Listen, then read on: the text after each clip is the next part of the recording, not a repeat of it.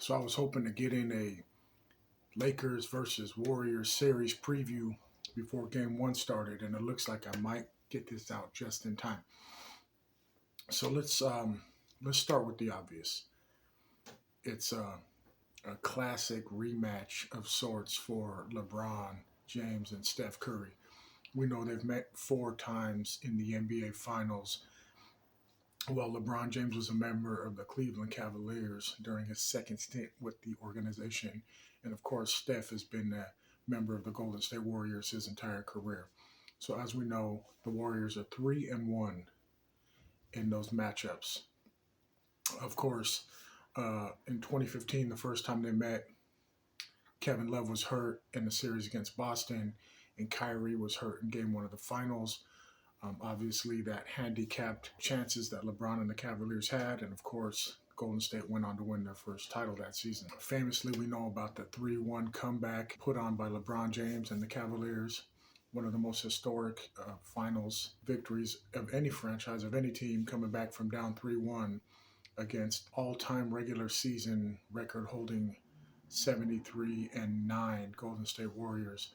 So that was an amazing accomplishment by the Cavaliers that season to come back from that 3-1 deficit, bringing Cleveland their first and only NBA championship. And of course, we know that Kevin Durant famously joined forces with the then, by that point, established Warriors, and they went for 2 straight, also against LeBron James. So you can argue that maybe that team matchup wasn't quite fair, adding Kevin Durant to an already established championship caliber team like the Golden State Warriors, who I do not think were a super team, but that might be a different, well, not without Kevin Durant, but that might be a different topic for a different video.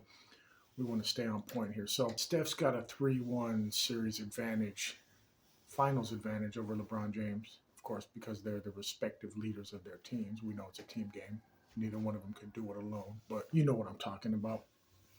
So I'm thinking maybe this Western Conference second round matchup might be the most balanced, the most evenly matched that these two leaders are in terms of their teams being at this point in their careers. They were both, I think, the 6th and the 7th seed coming in. So they were right there neck and neck as far as records were concerned during the regular season. And I just think that as far as their teams are concerned, this might possibly be the most evenly matched that they've ever been.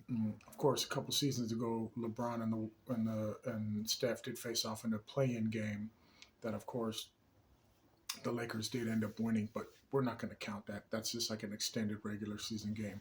I've got some questions about this, as we all have. This has been getting covered ad nauseum ever since Sunday when we knew the matchup was going to be Warriors versus Lakers. But whose legacy does this affect more in terms of if either team should win, they still have to even get to the Western Conference Finals to get to the finals. So winning this series doesn't mean you're winning a championship, but obviously you become one step closer. So did either one of these teams advance to the finals and win the finals, whose legacy would it affect more? LeBron James or Steph Curry? Who needs this championship more? They both have 4 championships. They both won these championships in each other's era. So these are the best 2 leaders, the best 2 players of this post-2010, post-Kobe Bryant era. For me, you've got 8 championships between LeBron and Steph each. So this series, I'm expecting it to go 7 games. I'm hoping to go 7. Lakers are opening as the underdog. I need it to go 7. Hopefully the Lakers can steal one of these first 2 games in the Bay Area. That would be ideal. I don't want the Warriors to build any momentum. We just saw them come back from a 0-2 deficit in the first round against a young, hungry team. They've got the experience. They're the defending champions from last season, and we weren't even supposed to be in the playoffs. Now it's going to be high drama, high intensity. We know that Draymond Green is somewhat of a LeBron apologist these days, which is kind of strange. He wanted to take time off to go see his Kareem scoring record-breaking game. Strange. He's, like I said, he's defending his legacy and sticking up for him, and there's even been rumors that he's going to come to the Lakers in the offseason. So is Draymond and his love for LeBron going to be a negative factor for the Warriors in this season. Well, after this series, if it does go 6 or 7 games, as of right now, the Denver Nuggets have a 2-0 series lead over the Suns, so they're in good position. So, assuming the series goes 6 or 7, how worn out will the winner of this series be?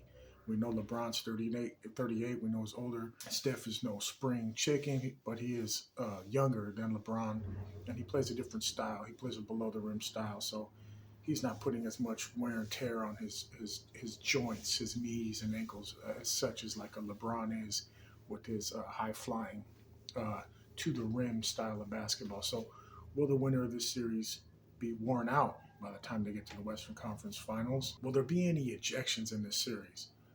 The emotions are going to be high. Um, will the tempers flare? Will somebody agitate another person? Will Draymond try to do something to get into somebody's head? And he's much better at it than Dillon Brooks. Dillon Brooks is a rookie trash talker. He obviously can't back it up. Someone like Draymond Green is today's version of the worm. He gets in your head, he gets under your skin, and he makes you do dumb things.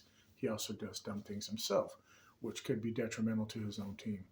As we know, in the 2016 NBA Finals, he got himself suspended for a game, and that was pivotal. Will there be any ejections, any type of skirmishes, scuffles, bad blood? LeBron and Steph have a higher level of respect for each other, but I think deep down inside they are rivals, and there is a bit of resentment there. I'm a Lakers fan. I want to see the Lakers do it against all odds. Like I said, we started 2-10, weren't even supposed to be in the playoffs, but yeah, here we are. Golden State is nothing like Memphis. Golden State is actually exact opposite of Memphis, the antithesis of Memphis.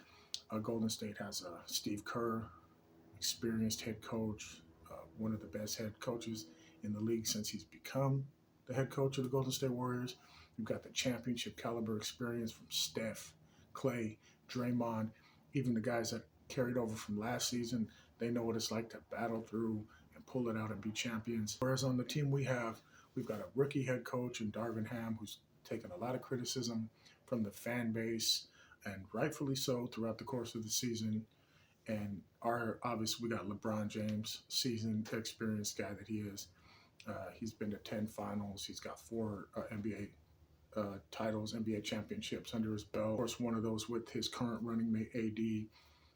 So you've got the experience there, but a lot of these other guys are younger and inexperienced at this level. So it's going to be interesting to see if the Golden State Warriors and their experience, their championship pedigree, and their recent success from being the current reigning NBA championships is going to be also having home court advantage is going to be too much for the Lakers to overcome. I don't really want to give a prediction because with my heart, it's going to be the Lakers. And there's a lot of logical reasons why the Lakers might be able to win it too. But it's going to be tough. And like I said, I'm just happy that we're here. I didn't expect the Lakers to even be playing at this point in the season, the postseason. So I'm going to enjoy game 1. Hopefully we can steal game 1 or game 2 and still back home court advantage, because that's going to be very, very important for the Lakers to do. And that's going to set the tone. And like I said, I expect this series to go 6 games. And hopefully when it's all said and done, the Lakers will be moving on to the Western Conference Finals. We'll revisit this and see what happens in a couple days. I'm no expert. I just call it how I see it. And this one is a toss-up, hard to pick. Until next time,